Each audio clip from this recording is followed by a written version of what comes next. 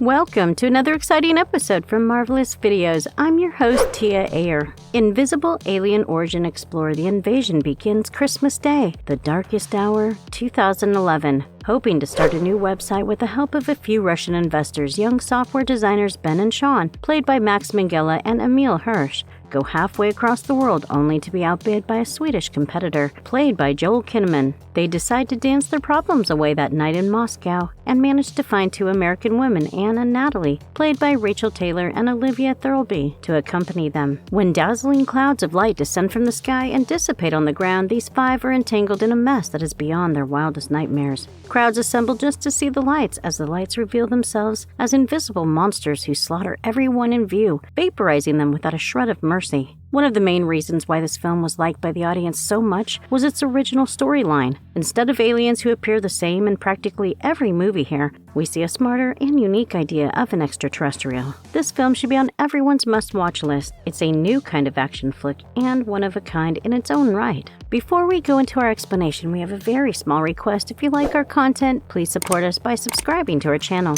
This is a small click for you, but for us, it means a lot. Thank you. Let's begin.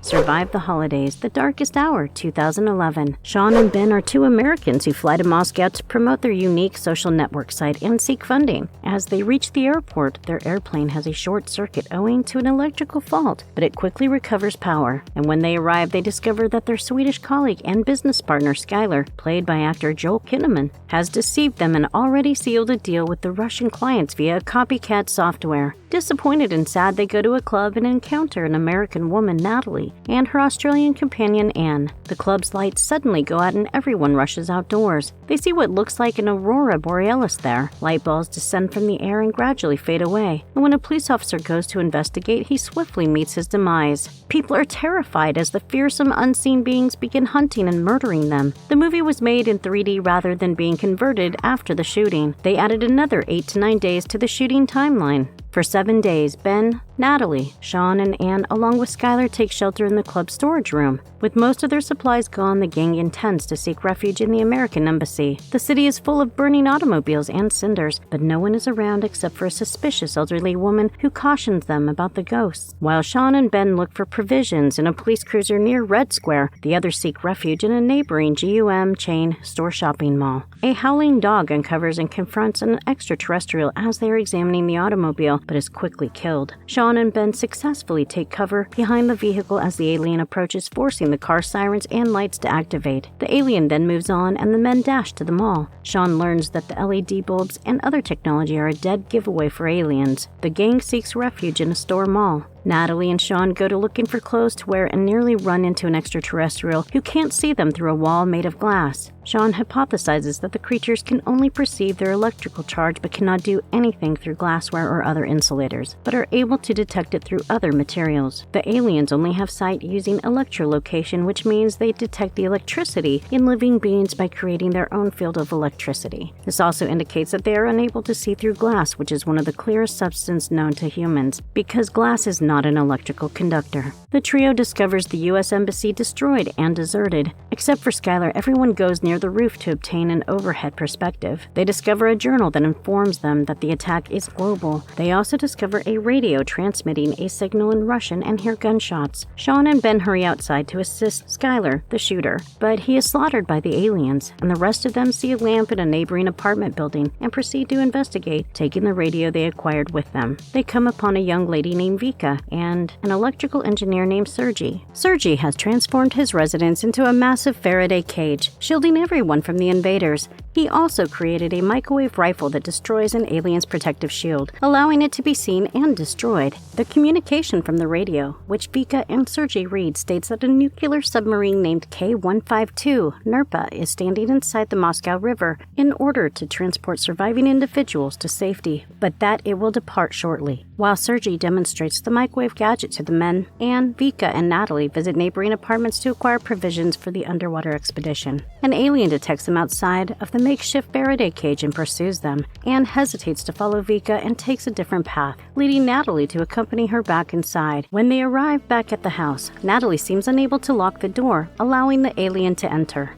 Sergi fires at the alien and discovers that it simply is dazed and not seriously injured. Sergi is killed by the alien as the rest flee through the fire exit, and hesitates once more and is slaughtered while attempting to flee. Natalie sets fire to the flat as they go down to meet Vika. Max Minghella and Emily Hirsch become fast friends on the set of this movie and remain so to this day. The gang encounters a Russian police force with makeshift armor headed by Matvey, who manages to injure an extraterrestrial with conventional weaponry. Sean takes a portion of the body of the alien. The tiny police force was also able to construct another Faraday cage there at the Russian State Library. Boris and his crew ultimately agree to assist the remaining 4 in reaching the submarine, and the authorities believe that the aliens are actually strip mining for metals that are conductive, since gigantic light beams can be seen burrowing all over Moscow. An extraterrestrial discovers them as they travel through the subway and flee on the lines. Vika conceals herself behind a column, unable to accompany the rest of them without being spotted, and Ben assists her in descending to the lines but is slaughtered by the alien. The survivors reach a damaged patrol boat in the river and float downstream to the submarine waiting for them.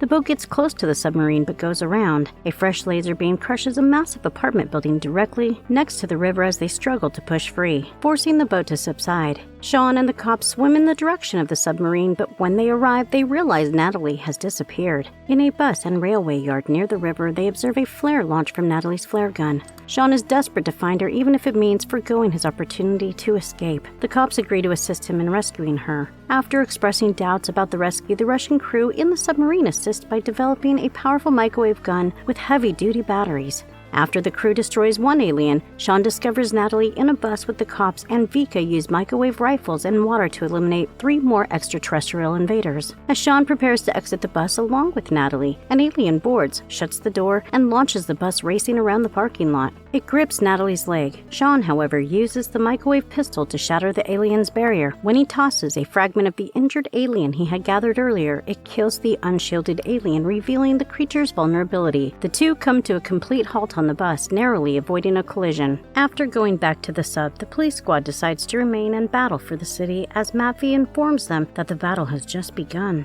Sean, Vika, and Natalie intend to teach the rest of the planet about the aliens, including the microwave weapons and their sensitivity to bits of other deceased aliens. Natalie and Sean, the only members of the original gang who are still alive, almost kiss in the submarine, but Vika gives them a look and breaks the sexual connection in a lighthearted scene. In the last sequence, as the submarine sails across the Caspian Sea, the people in the vessel discover that civilians in Paris were able to demolish an alien mining structure, and that many resistance organizations are battling in various cities throughout the world.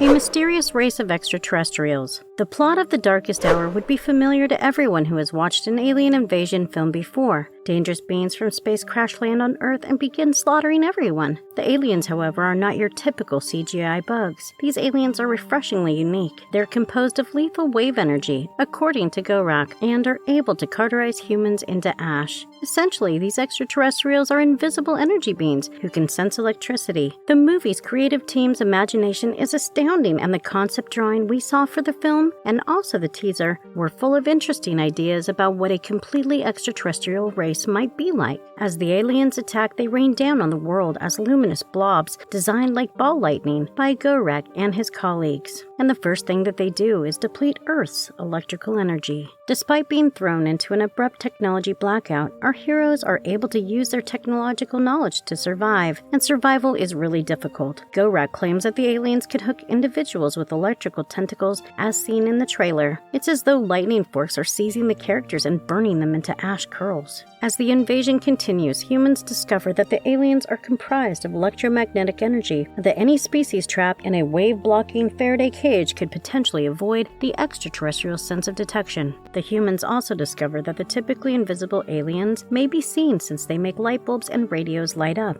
We observed a scene in which the protagonists are tossing light bulbs before them to figure out what the extraterrestrials are. The film's director Gorak flipped the typical paradigm, in which night is frightening and day is secure. The aliens are undetectable during the daytime, but they may be seen at night making light bulbs light up. We also get glimpses to our world through extraterrestrial eyes and discover how humans seem to be aliens. but it doesn't imply that we'll be entering the alien command center or actually getting to know any of them personally, as in District 9. These extraterrestrials are the adversaries, and that's all. They are also depleting the entire planet's energy resources, making them twice as nasty. The aliens shown in The Darkest Hour are really a mystery species of extraterrestrial invaders. They have the gift of invisibility and cannot be seen by humans. They are also totally encased by a highly unbreakable energy barrier and move about by floating. They are extremely strong and can create tentacles composed entirely of power that can coil around anything. They seem to have the ability to disintegrate everything that they contact or are touched by, turning into dust. Unlike most other extraterrestrials, they have the ability to sense electricity and observe life forms through the electrical impulses created by the creature's brain and all other organs. They even have X-ray vision and can see right through inanimate objects that conduct electricity. They can also shoot electrical balls, although it takes a great deal of energy to do so. However, they do have certain limitations. Their presence sets off auto alarms and illuminates all light bulbs, including those that weren't in the socket. They are unable to see through any kind of glass. Their protective barrier is only vulnerable to microwave radiation.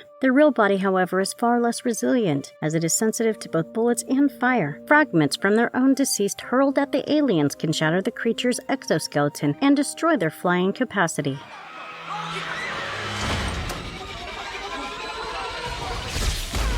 Why should you watch The Darkest Hour 2011? The Darkest Hour actually has a high level of entertainment value. One of several things we really like about this movie is that there is some uniqueness. Rather than just another American city or perhaps Tokyo or London, we are witnessing an attack on Moscow this time. Instead of seeing the people trying to run away and hide around the typical scenery of New York for the 100th time, we are treated on an unknown scenario with a lot of appeal. Another attraction is the alien beings. They are not your normal armored troops or greys, rather they have a unique design that are formless masses of light. We were rooting for the protagonist to survive because there is just enough tension and excitement to keep things intriguing.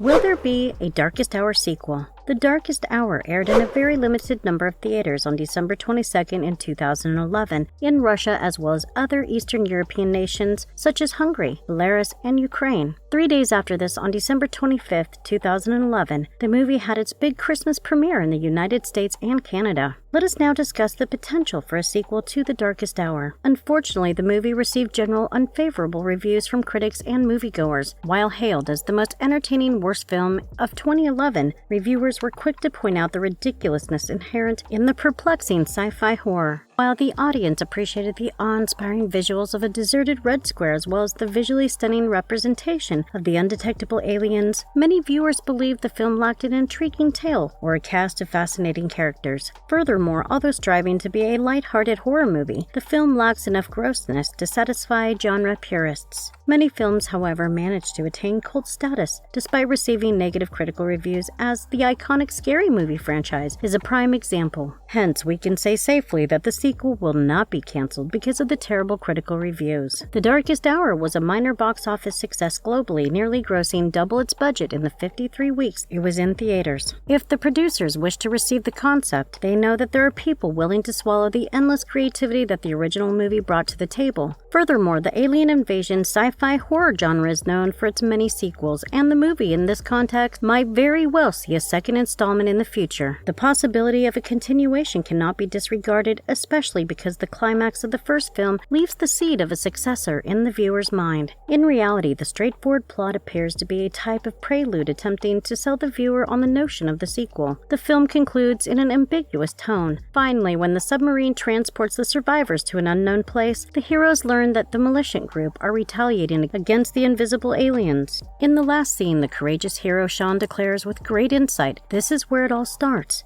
As a result, the screenwriter sowed the seed of a continuation in the minds of the audience. Director Chris Gorak is more at ease when he does production design and art direction assignments, having worked on films such as Minority Report and Fight Club. The Darkest Hour is his most recent feature-length movie, as of 2022. We don't know if he is working on a sequel, but according to a Deadline article from 2017, the filmmaker took on the job of being the director of a sci-fi adventure film named Attach. So, all things considered, a sequel to The Darkest Hour is not quite improbable in the near future. If you liked our content, don't forget to leave us a like and subscribe to us if you haven't already. Have a good one and be safe. Thanks, everyone.